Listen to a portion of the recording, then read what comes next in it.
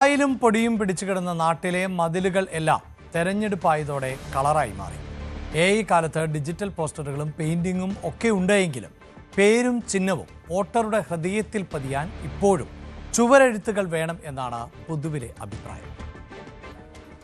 തെരഞ്ഞെടുപ്പടുത്തതോടെ വെള്ളച്ചായത്തിൽ കുളിച്ചൊരുങ്ങുകയാണ് പൊടിയും പായലും പിടിച്ചുകിടന്ന നാട്ടിലെ മതിലുകളെല്ലാം.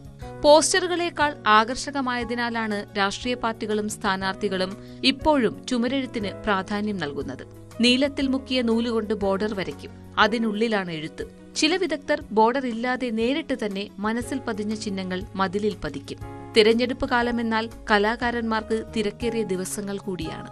ഫ്ലക്സുകളെ ഒഴിവാക്കി എന്നുള്ളത് പ്ലാസ്റ്റിക് നിരോധനല്ലേ, അതിന്റെ പേര് കുറെ ഒഴിവാക്കിയതല്ലേ. അതിന്റെ നമുക്കിപ്പോ ഇത് വളർന്നിട്ട് കാര്യം നമ്മളിതല്ലാതെ വേറെ ജീവിതമാർഗം തുടങ്ങിക്കഴിഞ്ഞു. പ്ലാസ്റ്റിക്കുകൾ എല്ലാ രീതിയിലും ജീവിക്കും, അവർക്ക് കഴിവുണ്ടാവും.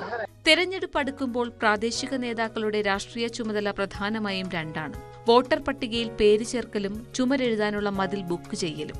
ഇതിനായുള്ള നെട്ടോട്ടത്തിലാകും പലരും. ചിഹ്നവും വാർഡിന്റെ പേരും എഴുതിയാണ് പലയിടത്തും ചുമരുകൾ ബുക്ക് ചെയ്യാറ്.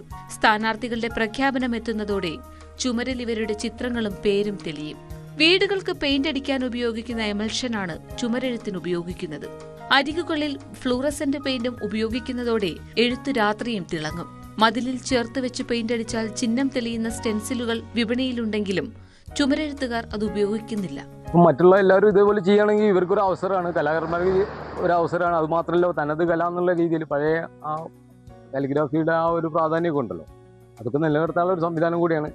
സ്ഥാനാർത്ഥികളുടെ ഫ്ലെക്സിൽ പ്രിന്റ് ചെയ്ത ചിത്രം മതിലിൽ ഒട്ടിച്ച് ചുറ്റും ചായമടിച്ച് പെയിന്റിംഗ് ആണെന്ന ഫീൽ ഉണ്ടാക്കി ചുമരെഴുതുന്നവരുമുണ്ട്. ഫ്ലെക്സ് വന്നതോടെ ചുമരെഴുത്തുകളുടെ കാലം കഴിഞ്ഞെന്നാണ് എല്ലാവരും കരുതിയത്.